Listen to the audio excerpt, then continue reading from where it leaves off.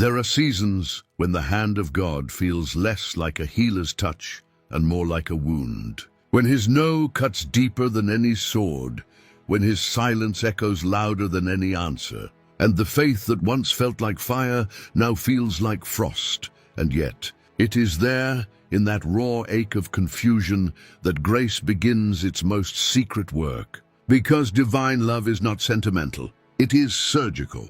It does not exist to protect our comfort, but to purify our hearts. Jonathan Edwards once said that God's love is not content to leave us as we are, because his purpose is not our peace, but our perfection. And sometimes perfection requires pain. The believer cries, "Lord, why did you take it? Why did you close that door? Why did you let me bleed?" And heaven answers softly, "Because I love you too much to let you live unhealed." The paradox of grace is this: the same hand that wounds us is the hand that holds us. The same voice that says no is the voice that whispers, "Trust me." The same fire that burns our idols is the fire that warms our faith. Look at Hebrews chapter 12, verse 6. "For the Lord disciplines the one he loves, and chastises every son whom he receives." It is not cruelty, it is confirmation. Every divine discipline is a declaration of belonging. Every unanswered prayer is a letter of adoption written in invisible ink. When God says no, he is not denying us joy, he is redefining it. Because joy that depends on circumstance is counterfeit, but joy that survives disappointment is eternal. We are quick to thank him for mercy that comforts. But what of the mercy that corrects? What of the grace that restrains? What of the love that takes before it gives? There is a holy violence in God's tenderness, a willingness to wound, so that healing might go deeper than our pride. He will tear down the altar we built to our own will, just to rebuild it on his. It was this holy severity that Edwards called the furnace of sanctification. He believed that God's love burns like a refiner's fire, consuming not the believer, but the impurities that cling to him. He wrote, "The flames of affliction are but the breath of his mercy, purging the dross that would dim his reflection in the soul." If you are walking through a loss today, if something dear has been taken, if heaven seems silent, if your prayers return unanswered, know this: you are not being ignored. You are being invited to trust in a love that is wiser than your desires. Invited to rest under a hand that wounds to heal, because grace is not always the balm that soothes. Sometimes it is the blade that sanctifies. And though the cut is deep, the surgeon never misses the mark.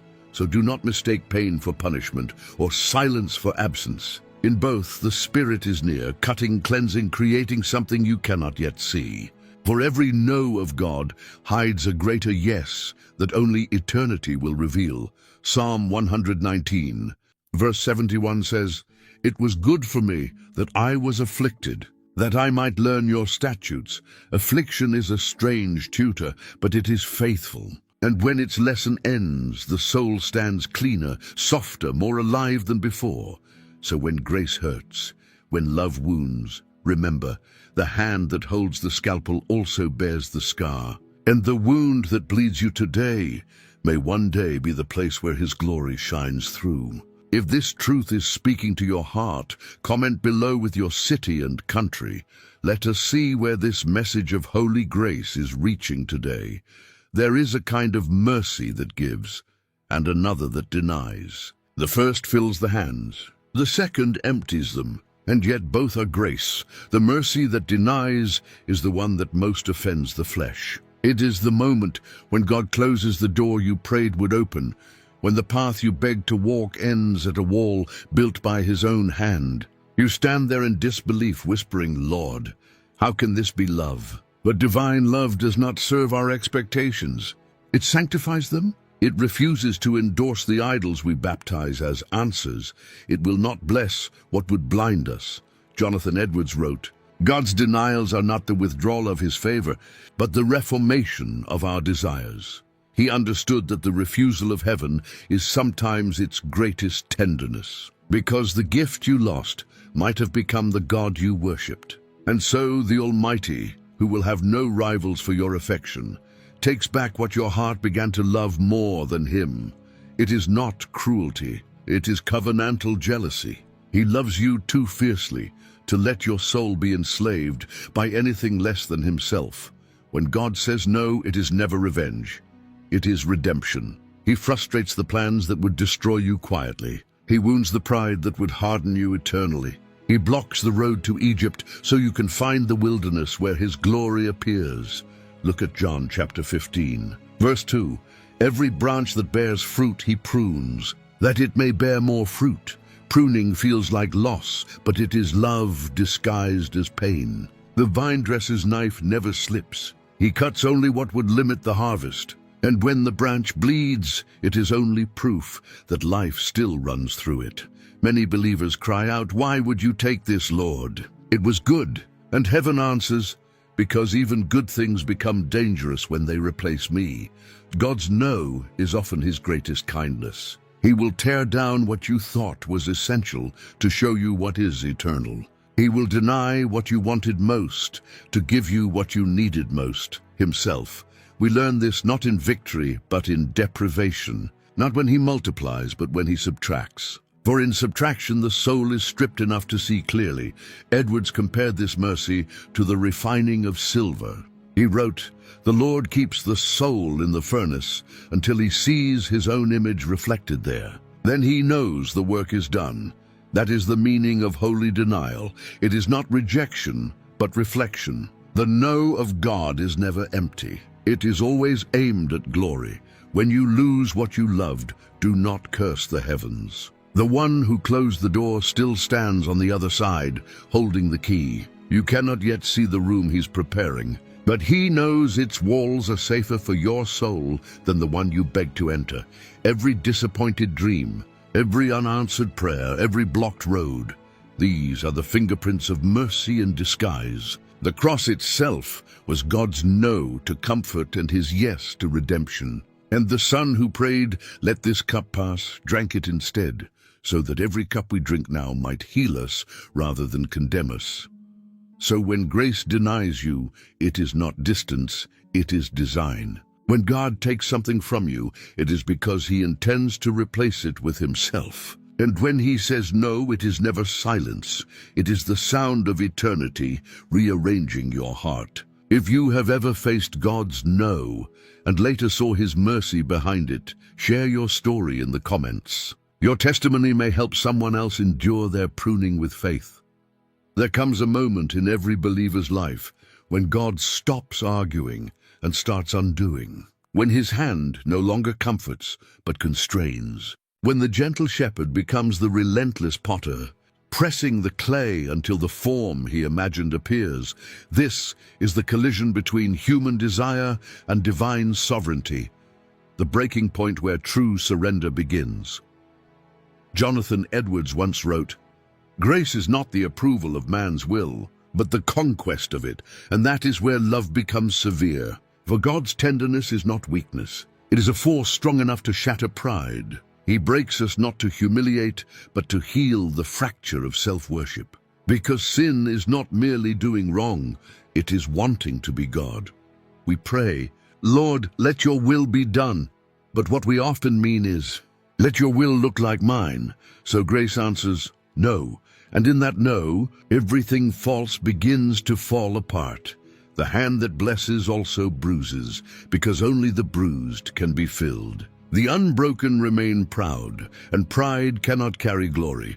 Look at Genesis chapter 32.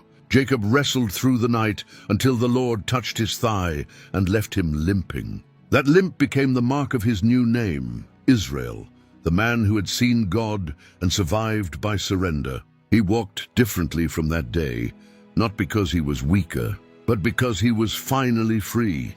So too, the grace that wounds us gives us a limp of holiness, a weakness that tells the world, "I no longer walk in my own strength." This is the hidden beauty of divine discipline. It is not the destruction of the will, but its redirection. It teaches us to say with Christ in Luke 22, verse 42, "Not my will, but thine be done." When Jesus said those words, the cup did not disappear. He still drank it. Because grace does not cancel the cross. It transforms it into redemption. The believer must learn the same surrender, to see the wound not as abandonment, but as an invitation to deeper fellowship with the crucified. For every breaking in us echoes his breaking for us. Every no we receive bears the fingerprint of the one who once said, "Father, forgive them." Jonathan Edwards called this the grace of humiliation, the moment when the soul realizes that God's highest love is often hidden in our lowest valleys. He wrote, "He who would rise with Christ must first descend into himself, until every false foundation is found and overturned. That descent is painful. It feels like loss, like failure, like being forgotten. But in truth, it is the descent of gold into the furnace, the place where impurities melt and the true image begins to appear. When God breaks your will, he is not erasing you. He is engraving his likeness where yours once stood. He is dismantling the empire of self so the kingdom of heaven can reign within.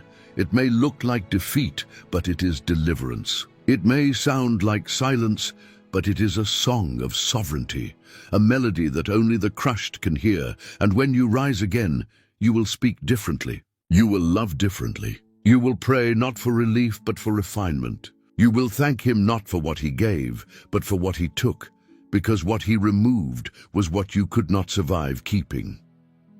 So if you find yourself wrestling tonight, if his hand feels heavy, if his silence feels unbearable, remember Jacob's limp and remember the cross.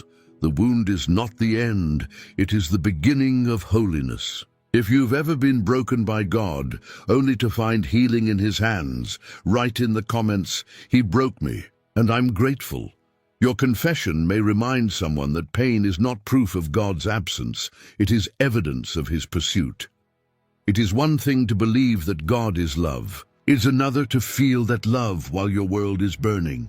Most believers can trace the hand of God in blessings, but few can recognize his heart in the breaking. Yet it is often in the breaking that his face becomes clearest.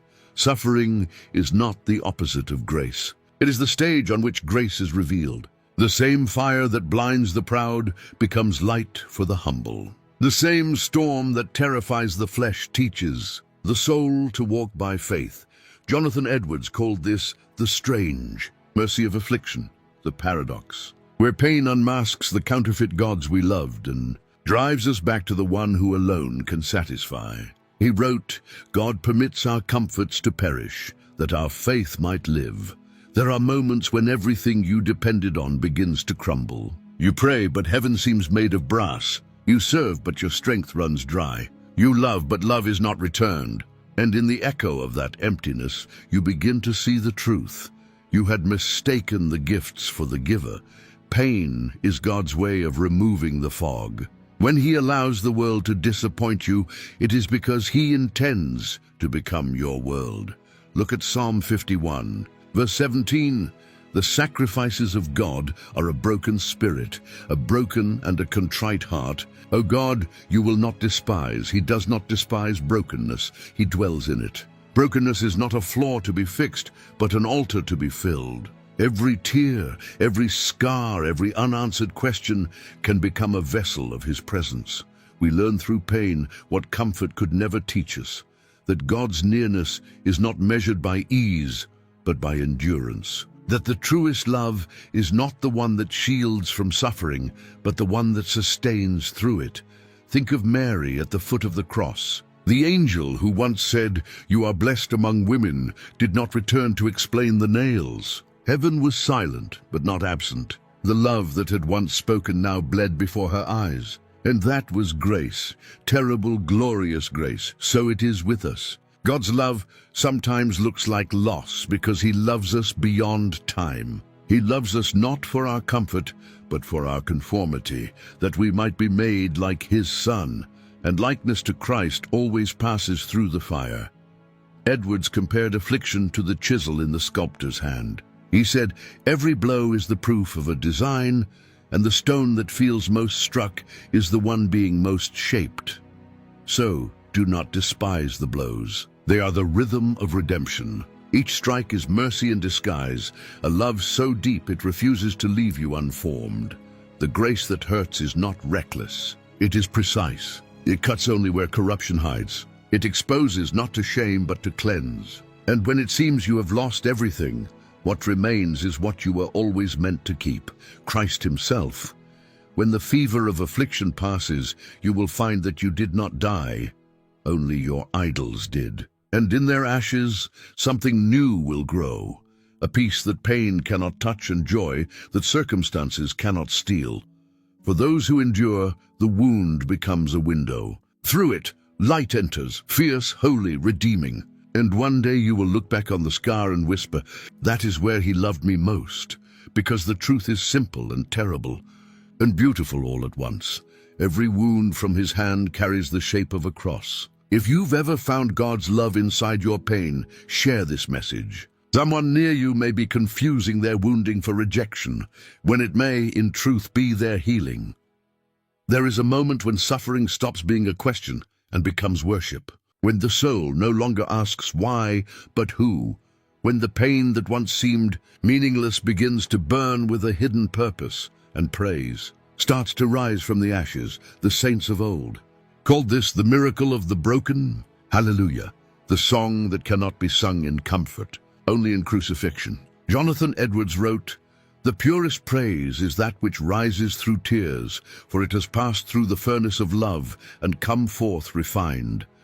At first, pain silences us. We recoil, we protest, we reason. But slowly the Spirit teaches us to breathe again, not with words of complaint, but with wonder. The same lips that trembled in sorrow begin to whisper gratitude, not because the wound is gone, but because God is near. Look at Habakkuk chapter 3, verse 17. "Though the fig tree shall not blossom, neither shall fruit be in the vines, yet I will rejoice in the Lord. I will joy in the God of my salvation." This is not denial. It is defiance. The faith that sings in famine, the adoration that refuses to die in drought. It is the soul's declaration that God is worthy, even when life is not kind. Such worship terrifies hell, because every time a wounded believer lifts their voice, the powers of darkness lose the argument that pain can separate us from love. Each hallelujah born in hardship becomes a prophecy. The cross still triumphs. Edwards described this as the grace that glorifies through affliction. He said, "When the saint blesses God for his scourge, the heavens behold a beauty greater than any created glory." That is what happens when grace finishes its work. Complaint turns to confession. Fear turns to faith. Wounds turn to worship. The believer begins to see that pain was never punishment, but participation, the fellowship of Christ's suffering. Philippians chapter 3, verse 10, "That I may know him, and the power of his resurrection, and the fellowship of his sufferings." To know Christ fully is to suffer with him faithfully, and in that fellowship the wound becomes holy ground. So the soul, once trembling, now lifts its hands, not because it understands everything, but because it trusts the one who does. The tears remain, but they sparkle with glory. The scar remains, but it shines like a seal of belonging. The fire has not gone out, it has changed color. It no longer burns in rebellion, it burns in reverence. And that is worship, not the sound of music, but the posture of surrender. When you begin to praise through pain, you discover something unspeakable, that joy is not the absence of sorrow, but the presence of someone greater than it. And that someone walks with you in the flame. Even now, he whispers, "I was wounded too." The cross becomes your interpreter. Every lash, every thorn, every nail declares, "I hurt so you could heal. I died so your death could become life." And when you realize that, gratitude is no longer optional. It erupts, unstoppable. From the wound rises worship. From the ashes rises adoration. And from the heart that was once shattered rises a song that will never end. Blessed be the name of the Lord. If you've learned to praise God through pain, write in the comments, "My wound became worship." Your testimony will remind someone that the fire they fear may be the very place where glory begins. There is a point when the bleeding stops, not because the pain has vanished, but because purpose has entered. The wound no longer speaks of loss. It speaks of love. The scar becomes not a reminder of what was taken, but of what was given through the taking.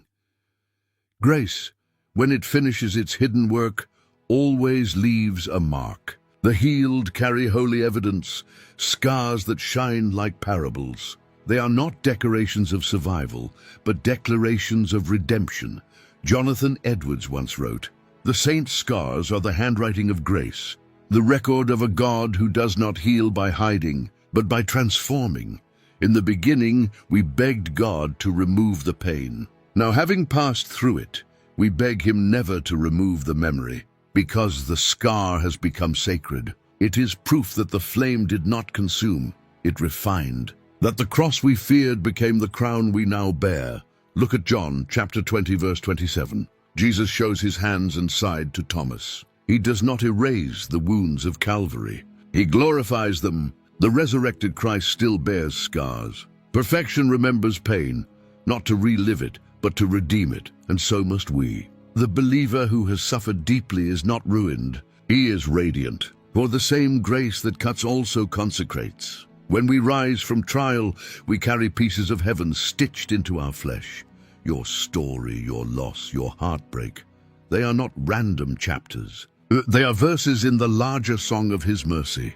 The scar is not the evidence of God's distance. It is the signature of His nearness. You may not realize it yet, but the very pain you thought would destroy you has made you capable of compassion. You can now touch others without judgment, speak comfort without pride, love without fear, because you know what it means to be held by invisible hands in the dark. Edwards called this the sanctified memory of affliction. He wrote, "Grace redeems not only the soul, but its story. The events that once accused us become the witnesses that justify His goodness. This is why Paul could boast in his weakness. This is why Joseph could forgive his brothers. And this is why you too can look at your scars and say, you meant it for evil, but God meant it for good." Genesis 50, verse 20. When grace transforms your suffering, it doesn't erase the pain of the past, it reinterprets it. The cross is still a cross, but it has become an instrument of resurrection. The scar remains, but now it tells the truth. Love was here. What once silenced your worship now fuels it. What once shattered you now shapes you. What once broke your confidence now builds your faith. Because you have seen that the grace which wounds also walks with you until you are whole. Do not despise your scars, beloved. They are not proof of failure. They are evidence of faithfulness. They are the ink God uses to write the testimony of the healed. And when others see those marks upon your life, they will not pity you. They will praise the one who brought beauty from the breaking. So wear your scars like armor, not shame. Tell their story, not with pride, but with peace. For every healed place in you is a doorway for someone else to find hope. The wound has closed. But the message continues. Grace does not forget. It glorifies. If God has turned one of your wounds into a testimony, write in the comments, "My scar tells His story." Your confession may help someone else believe that the same hand that wounded can also restore. When grace completes its work, the soul that once bled begins to bleed for others. Those who have been wounded by love become instruments of healing. The fire that once purified now passes from heart to heart, not as wrath, but as warmth. Because true healing never ends with the healed. It flows outward as mercy learned through pain. You cannot touch the hands of the great physician and remain indifferent to the suffering of his patients. Jonathan Edwards wrote, "The heart that has been melted by grace will never again be content to watch others burn in silence." When you have walked through affliction with God, your vocabulary changes. You stop offering quick answers and start offering quiet presence. You learn to sit beside the broken without fixing them, because you remember that God did not fix you. He formed you. That is why He allows His saints to suffer, not to crush them, but to commission them. Suffering is the seminary of compassion. The scarred become shepherds. The humbled become healers. Look at 2 Corinthians chapter 1, verses 3 and 4. Blessed be the God of all comfort, who comforts us in all our tribulation, that we may be able to comfort those who are in any trouble with the comfort with which we ourselves are comforted by God. Every trial has a twin. Somewhere, someone is enduring what you survived.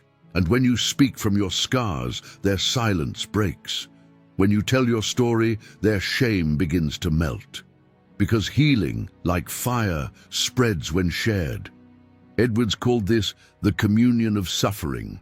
He wrote, "The saints are joined not merely in doctrine, but in pain. Their fellowship is not founded in joy alone, but in the likeness of wounds redeemed. And so the church becomes not a hall of the flawless, but a hospital of the healed. Each scar is a testimony, each tear is a sermon, each embrace is a sacrament of mercy. This is what the world cannot understand, that the power of Christianity is not triumph, but tenderness. The gospel conquers not by pride, but by compassion, born of pain. It is through the wounded that Christ continues his ministry.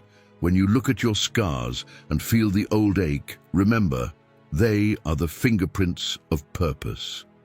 God could have healed you in secret, but he left the mark visible so others could find the same path home. Even Jesus, resurrected in glory, kept his wounds, because healing is not the erasure of pain, it is the redemption of it. He shows his hands not to display victory, but to invite belief. And now he calls you to do the same, to show the world that holiness and humanity are not enemies, that weakness is no longer a curse, but a calling. The grace that hurt you has now made you a vessel of comfort. You carry in your soul a sacred medicine distilled from tears, and when you pour it out, heaven recognizes its own fragrance. So go, find the hurting, the doubting, the ones still wrestling with their no. Sit beside them. Do not preach at them, be the sermon. Let your scars speak. I have been where you are, and he was there too, because in the end, that is what healing means, to become a reflection of the healer himself. Grace does not simply restore, it reproduces. The love that wounded now works through you. The comfort you received becomes the calling you live. If God has ever used your pain to comfort someone else, write in the comments, "My healing has a mission." Your story could be the balm that lifts another soul from despair to devotion. Every pain endured in faith becomes a seed of holiness. The field of suffering that once seemed barren begins to bloom with fruit that cannot grow in comfort. Because the grace that hurts is not aimless, it cultivates eternity inside time. Jonathan Edwards called this the sanctifying flame. He wrote, "The furnace of affliction is the workshop of the soul. There the Lord fashions saints, and each spark of pain becomes a jewel of eternity. Holiness is not a sudden crown, placed on the head of the believer. It is a slow engraving upon the heart, done by the steady hand of grace through every trial endured. Each loss, each frustration, each unanswered prayer presses his image deeper into us, and the result is something impossible to counterfeit. A soul that reflects God not just in doctrine, but in endurance. It has walked through the fire and found the refiner faithful. Look at 1 Peter chapter 1, verses 6 and 7. Though now for a little while, if necessary, you have been grieved by various trials, so that the tested genuineness of your faith, more precious than gold that perishes though it is, tested by fire, may be found to result in praise and glory and honor at the revelation of Jesus Christ. This is the mystery. Holiness is not comfort preserved, but character produced, and God uses pain as his engraving tool. Every believer who endures affliction without losing worship becomes a living proof that the gospel is real. Edwards believed that sanctification is the visible miracle of salvation, not the avoidance of suffering, but the transformation of it into likeness with Christ. He wrote, "When grace has finished its perfect work, the saint's greatest grief will become his brightest garment." That is the work of the Spirit, to turn sorrow into sanctity, wounds into worship, and trials into treasures. But holiness has a fragrance that the world does not recognize. It smells like humility, it sounds like forgiveness, it looks like peace that doesn't make sense. It is not loud, not triumphant, it is luminous, quiet fire, glowing in a heart that has stopped resisting and started resting. You see, heaven values not what we escape, but what we endure with faith. The crowns of glory are not given for comfort, but for constancy. Those who shine brightest, there are those who burned longest here. When you reach that place, when the hurt no longer haunts, when you can look at your past and see providence, instead of punishment, you will realize that holiness was being born all along. The fire that frightened you was midwifing eternity in you. Romans chapter 8 verse 28 says, "And we know that for those who love God, all things work together for good." But Edwards would add, "The good is not what we imagine, but what He is making of us." The grace that wounds has one goal, to make us like Christ. And likeness to Christ always bears the mark of crucifixion before it carries the crown. There is no resurrection light without the shadow of a cross. So if you are still walking through pain, take heart, you are walking through the very fire that forges saints. You are being sculpted into the image of glory, and one day, when you stand before Him, every scar will shine like gold. Holiness is not what He takes from you, but what He gives through the taking, and when the last tear falls, you will see that every one of them was watering the garden of your eternity. If God has ever used pain to make you more like Christ, comment below, "The fire made me holy." Your confession will remind others that suffering is not the end, it's the beginning of glory. There is a point where pain ceases to be explanation and becomes revelation, where the believer finally sees not what was taken, but who remained. The grace that once felt like cruelty is unmasked as compassion. The fire that once terrified is now recognized as the very presence of God. Jonathan Edwards described this moment as the unveiling of love. He wrote, "When the soul perceives that the flames were never punishment but purification, the terror of holiness gives way to the worship of beauty. It is the instant when your theology becomes sight. The same wounds that made you weep now make you worship, because you realize that grace was never working against you. It was working in you." This is what 2 Corinthians chapter 4 verse 17 means, "For our light affliction, which is but for a moment, works for us a far more exceeding and eternal weight of glory." What if the weight you feel is not punishment, but preparation? What if the pain you begged God to remove is the very tool He's using to make you radiant? The furnace that refines gold does not ask the metal's permission. It simply burns until the reflection appears. And the refiner never leaves the flame unattended. He stands beside it, watching, waiting, whispering, "Just a little longer." The image is almost there. This is the climax of grace, the revelation that what hurt you most has become what makes you holy. You see it now, how every closed door, every sleepless night, every unanswered prayer was God's fierce kindness, dismantling your illusions of control. Edwards believed that sanctified suffering was the soul's final education. He wrote, "When the saints enter glory, they will thank God more for their crosses than their comforts. Because the cross teaches us what comfort never could, that divine love does not protect us from suffering. It transforms suffering into sight. In that light, even your regrets are redeemed. The wounds that once accused you become the witnesses that testify to His mercy. You can look back without bitterness and say, 'He was there, even there.' Think of Moses at the burning bush. He turned aside because something painful was aflame, but not consumed. So it is with us. We turn aside from our suffering only to discover God within it. The grace that wounds to heal also burns to glorify. One day, every believer will stand before that same fire, and those who have walked through it on earth will not fear it in heaven, for they have already been refined. The flames that once tested will now crown. The light that once exposed will now embrace. This is what Paul meant when he said, "Christ in you, the hope of glory." Glory is not simply a destination. It is the revelation of what grace has made of you. Every scar, every loss, every tear, woven into a tapestry of light. So when you stand before God, you will not come empty-handed. You will bring the gold of endurance, the silver of surrender, and the diamonds of devotion forged in pain. And he will look upon you and say, "Well done, faithful servant. The fire has done its work." Then you will understand that the grace that hurt was the same grace that healed, and the love that wounded was the same love that glorified. And you will fall at his feet, not in confusion, but in awe, and every why you ever whispered will dissolve into worship. If you've begun to see God's purpose in your pain, write in the comments, "The fire was love." Let the world know that the wounds of grace are not marks of wrath, but signs of redemption.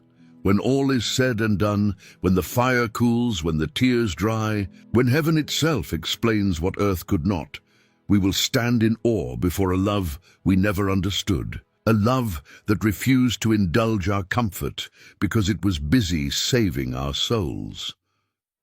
Jonathan Edwards once said that God's greatest mercy is his refusal to let us be satisfied with anything less than himself. And now we see it clearly. Every wound, every delay, every unanswered prayer was that mercy at work. The story of grace is not the tale of the unhurt. It is the redemption of the wounded. It is the record of a God who does not heal from afar, but enters the furnace himself. Christ did not stand outside the fire commanding us to endure. He stepped into it and whispered, "Follow me through. Look again at the cross." That is where grace and pain became one. The hands that formed galaxies were pierced by nails. The lips that spoke life cried out in thirst. And the heart that never sinned broke so that ours could be made whole. If ever you doubt that your suffering has purpose, look to the man of sorrows and remember, God's love is not proven by how little you suffer, but by how deeply he suffered to make you his. The same Jesus who healed the blind also wept. The same Savior who raised the dead also bled. Because love that does not enter pain cannot redeem it. That is the secret the saints knew, that holiness is born not from ease, but from encounter. They learned to bless the breaking, to worship through wounds, to say with Job, "Though he slay me, yet will I trust him." Job chapter 13, verse 15. And now, centuries later, their voices echo through time. Don't run from the fire. Don't despise the wound. The hand that hurts you is the hand that holds you, and the scar you carry will one day shine like glass beneath his glory. Edwards believed that every saint's story ends in a single word: wonder. He wrote, "Heaven is the eternal surprise of seeing that every pain was purpose, every loss was love, and every tear was turned into treasure. So when the day comes and the veil lifts, you will not ask why anymore. You will weep, not from sorrow, but from sight. And you will say, 'Now I know.' Every no was grace. Every silence was love. Every wound was healing me. And the Lord will answer, 'Yes, I wounded you to win you. I denied you to deliver you. I broke you to bless you. I hurt you only to make you whole.' Then the last pain will end, and the last fire will fade, and what will remain is the pure, untouchable joy of a soul refined, no longer afraid of the flame, because it has become light itself. So let the grace that hurts have its way. Do not resist the hands that remake you. You are not being ruined, you are being resurrected. And the same fire that once burned will one day shine through you forever.